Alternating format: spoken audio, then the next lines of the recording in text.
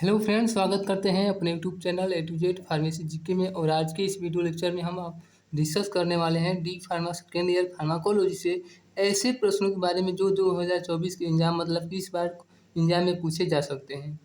ठीक है, इन सभी क्वेश्चन को हम हिंदी में डिस्कस करेंगे, क्योंकि paper D pharma first year हो या सेकेंड ईयर हो, आप पेपर में हिंदी या इंग्लिश दोनों में लिख सकते हैं। ठीक है, तो इसमें हम 10-11 जो क्वेश्चन इससे डिस्कस करेंगे जो आपके एग्जाम में 2 या 3 नंबर के आपसे जो है पूछे जाते हैं। तो चलिए वीडियो को स्टार्ट करते हैं। यदि चैनल पर नए हैं तो चैनल को सब्सक्राइब, वीडियो को लाइक कर ले, चैनल को सब्सक्राइब कर ले ताकि आपको ऐसा वीडियो मिलता रहे। सबसे पहले हम जान लेते हैं जो इस वीडियो में हम डिस्कस करने वाले हैं जो प्रश्नों के बारे में, उन सभी प्रश्नों को आपको एक बार शुरू से अंत तक दिखा देना चाहता हूँ। तो ये रहा आपका सभी क्वेश्चन। इसमें दे रहा है कि अटेम्प्ट एनी 10 क्वेश्चन। आपको जो है इसमें 11 क्वेश्चन दिया है, जिसमें से आपको जो है 10 क्वेश्चन का आंसर देना है। और ये से क्वेश्चन जो है पेपर में आपसे सिर्फ 2 या 3 नंबर के आपके जो है पूछे जाते हैं। ठीक है, तो देखिए पहला क्वेश्चन दिया है कि right the name of any two of the following. ठीक है, ये सभी आपका क्वेश्चन है। इसमें पहला दिया है कि एंटी कोलिनर्जिक ड्रग, दूसरा है anti adrenergic alpha blocker drug, तीसरा है ड्रग यूज इन ग्लूकोमा, चौथा है न्यूट्रोपिक एजेंट। मतलब कि इसमें जो आपका जो क्वेश्चन दिया है इसमें आपसे यही पूछा है कि इन सभी जो क्वेश्चन मतलब मान लीजिए पहला जो क्वेश्चन दिया है एंटी कोलिनर्जिक ड्रग, तो इसमें कौन सी ड्रग, सिर्फ आपको ड्रग का नाम लिखना है और वो भी आपको जो है दो जो है ड्रग का नाम लिखना है। ठीक है, लेकिन मैं इस वीडियो में इन सभी का डेफिनेशन भी बताऊंगा और इसका एग्जाम्पल भी बताऊंगा, क्योंकि अगर मान लीजिए आपसे पेपर में आपको डेफिनेशन पूछ देता है तो आप डेफिनेशन लिख सकते हैं, अगर आपको ड्रग्स नाम पूछता है तो इसका नाम भी लिख सकते हैं। तो ये रहा आपका सभी क्वेश्चन। यहाँ तक जो है जो भी क्वेश्चन दिया है यहाँ तक मैं इस वीडियो में कवर करने वाला हूँ। और जो पार्ट बी जो लेकर आएंगे, पार्ट 2 जब लेकर आएंगे इस वीडियो का, तो आपको जो है जो और क्वेश्चन के बारे में आपको है हम डिस्कस कराएंगे हिंदी लैंग्वेज में। ठीक है, तो चलिए वीडियो को शुरू करते हैं। तो ये रहा आपका क्वेश्चन नंबर 1। ठीक है, attempt any 10 question, right the name of any two of the following. ठीक है, इसमें पहला जो दवा का नाम दिया है एंटी कोलिनर्जिक ड्रग के बारे में आपसे पूछ रहा है। सबसे पहले हम जानेंगे एंटी कोलिनर्जिक ड्रग क्या होता है। ठीक है, तो एंटी कोलिनर्जिक पदार्थों का एक समूह है जो केंद्रीय और परिधीय तंत्रिका तंत्र में सिनेप्स पर एसिटाइल कोलाइन नामक न्यूरोट्रांसमीटर की क्रिया को रोकता है। ठीक, ये इसको रहा डेफिनेशन हिंदी में। और इसका एग्जाम्पल दिया है एट्रोपिन, हायोसिन, बेंजोट्रोपिन और एंटी इमेटिक। ठीक है, यहाँ पर आप सिर्फ 2 दवाओं का नाम लिखना है, लेकिन मैं आपको 4 बता देता हूँ ताकि आपको जो है जो भी चारों दवा में से जो आसान हो आप पेपर में लिख सकते हैं। ठीक है, क्वेश्चन नंबर 2 है anti adrenergic alpha blocker drug. सबसे पहले समझे कि एंटी एडिनर्जिक ड्रग क्या होती है। ये ऐसी दवाएं हैं जो एड्रीनालाइन और संबंधित दवाओं की रिसेप्टर प्रभाव का विरोध करती है। वे अल्फा या बीटा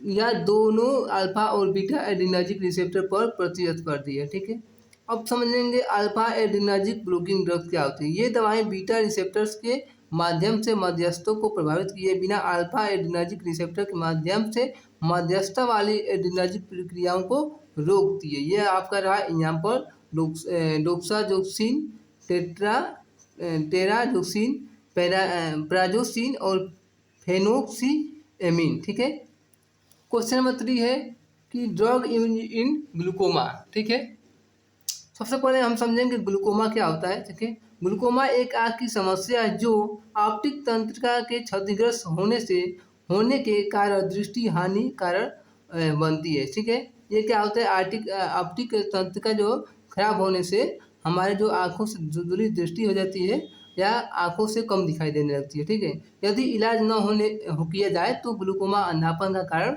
बन सकता है। अगर इसका इलाज नहीं होता है तो उस व्यक्ति को जो है अंधा हो सकता है व्यक्ति। ठीक है, अंधापन का कारण बन सकता है। अब इसके जानेंगे एग्जाम्पल क्या है।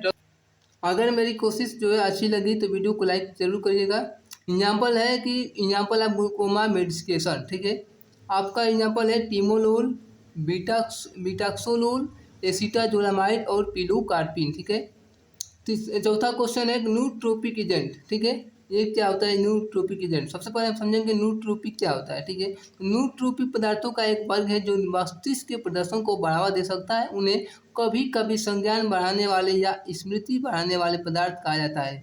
ये दवाएं मनोभ्रंश मतलब इंग्लिश में इसको डिमेंशिया कहा जाता है और अन्य मस्तिष्क संबंधी विकारों के उपयोग के लिए विकसित की गई है।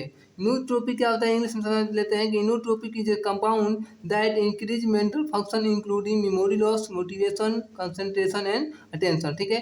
न्यूट्रोपिक क्या होता है, न्यूट्रोपिक एजेंट का तब हम यूज करते हैं जब किसी व्यक्ति का जो है मेमोरी लॉस होने लगता है या उसको वो पागल कंडीशन रहता है, पागल हो जाता है, ठीक है, या मोटिवेशन या कंसंट्रेशन एंड अटेंशन, ठीक है। इसमें आपका जो है न्यूट्रोपिक एजेंट का उपयोग किया जाता है, ठीक है। 5वां क्वेश्चन है ड्रग फॉर सीएचएफ मतलब कि कंजेस्टिव हार्ट फेलियर, ठीक है। तो सबसे पहले आप समझेंगे कंजेस्टिव हार्ट फेलियर क्या होता है, दिल की विफलता, जिसको हिंदी में दिल की विफलता कहते हैं। तो दिल की विफलता तब होती है जब हृदय की मांसपेशियां शरीर की जरूरतों को पूरा करने के लिए पर्याप्त मात्रा में रक्त पंप करने में असमर्थ होती है। दिल की विफलता मुख्य रूप से सिस्टोलिक डिसफंक्शन या डिस्टोलिक डिसफंक्शन के कारण हो सकते हैं, ठीक है। अब समझेंगे कि drug use in treatment of CHF, ठीक है। इसमें कौन सी दवाओं का उपयोग किया जाता है, पहला इनोट्रोपिक ड्रग, ठीक है, ये एक क्लास का नाम है जिसमें दिया इनोट्रोपिक ड्रग का नाम में दिया है डोब्यूटामाइन और डोपामाइन, इसका हम उपयोग करते हैं, ठीक है। उसके बाद इसी में और जो दवा दिया है डायूरेटिक, ठीक है, इसे हिंदी में बोलते हैं मूत्रवर्धक दवाएं, ठीक है। इसमें फ्लूसेमाइड और थायाजाइड दिया है। वैसोडाइलेटर्स एक वर्ग की दवा है जिसमें दिया है नाइट्रेट और हाइड्राजाइन।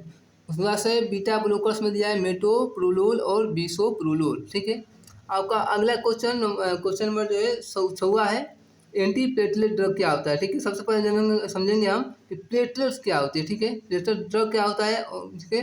तो प्लेटलेट्स हमारे शरीर में कहीं पर चोट लगने से खून बनने लगता है। हमारे शरीर पर कोई चोट लगता है तो क्या होता है, खून बनने लगता है, जिसमें क्या होता है, खून को रोकने के लिए प्लेटलेट की सहायता से खून को रोका जाता है।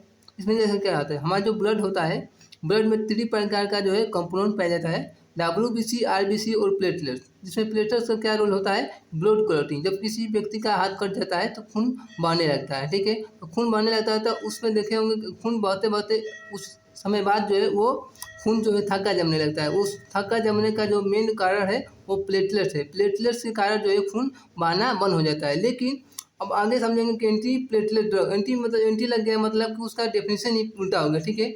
प्लेटलेट्स का मतलब क्या था कि वो हमारे ब्लड को क्लॉट जमाता था, ठीक है। लेकिन हम एंटी प्लेटलेट ड्रग का क्यों यूज हुआ, सबसे पहले ये समझिए कि एंटी प्लेटलेट ड्रग क्यों आया। तब तो यहाँ पर जो जो प्लेटलेट्स है वो ब्लड को क्लॉट कर ही रहा है, तो इसको रोकने की क्या ज़रूरत है। जब देखिए हमारे शरीर में जब ब्लड जो है हमारे शरीर के अंदर जब जमने लगता है तो उसको जब हमारे प्लेटलेट जो चिपचिपा ज़्यादा चिपचिपा हो जाते हैं, ठीक है, जिससे हमारे शरीर के अंदर ब्लड जमने लगता है। उस प्लेटलेट्स को चिपचिपा न होने कारण न होने से होने के लिए उस दवा का हम उपयोग करते हैं। तो डेफिनेशन यह है कि ऐसी दवाइयाँ जो प्लेटलेट्स को काम करने से रोके, मतलब कभी कभी प्लेटलेट ज़्यादा होने से ज़्यादा चिपचिपा होने पर शरीर के अंदर ब्लड क्लॉटिंग करने लगता है। शरीर के अंदर जब ब्लड क्लॉटिंग होगा तो हमारे हाइपरटेंशन बढ़ सकता है, कंजेस्टिव हार्ट फेलियर हो सकता है, ठीक है, जिससे विभिन्न प्रकार की बीमारियां हो सकती है। जैसे में बीपी का बढ़ जाना, जब हमारा ब्लड क्लॉट होने लगेगा तो हाइपरटेंशन भी हो सकता है। सीएचएफ मतलब कंजेस्टिव हार्ट फेलियर आपका हो सकता है, ठीक है। तो इसमें जो दवाई दी जाती है उसके एग्जाम्पल में हम लिखे हैं एस्पिरिन, डाइपैराडामोल, डाइक्लोपिडिन और क्लोपिडोग्रिल, ठीक है। अगला क्वेश्चन में दिया है एक्सपेक्टोरेंट। एक्सपेक्टोरेंट क्या होता है समझिए। Expectorant is a types of cough medicine. ये क्या होता है, एक जो कफ होती है, खांसी होती है, खांसी में दी जाने वाली मेडिसिन होती है। Use to help clear mucus, जो हमारे फ्रॉम योर एयरवे, जो हमारे सांस की नली होती है उसमें क्या होता है म्यूकस, जिसको हम हिंदी में बलगम बोलते हैं। उस बलगम जो हमारे एयरवे में फंस जाता है, जिससे हमारा सांस लेने में जो कठिनाई होने लगती है, उस बलगम को जो ढीला करके बाहर निकालने के लिए एक्सपेक्टोरेंट की ज़रूरत पड़ती है। जिसमें हमारा माइक्रोलाइटिक जो हमारे वर्ग की दवा है, जिसमें हम पढ़ेंगे ब्रोमहेक्सिन, जो सिरप आता है या जो भी दवा होता है, ये जो एक एक्सपेक्टोरेंट में आता है, जो हमारे एयरवे को जो है म्यूकस से म्यूकस को बाहर निकालने में मदद करता है। ठीक है, दूसरा दवा है एम्ब्रोक्सोल और कार्बोसिस्टीन। ठीक है, ये हमारा जो एक्सपेक्टोरेंट जो है दवा है, इसका हम बोल सकते हैं कि एक्सपेक्टोरेंट जो है एक कफ मेडिसिन है। ठीक है, जिसका उपयोग हम एयरवे में म्यूकस को बाहर निकालने के लिए करते हैं। ठीक है,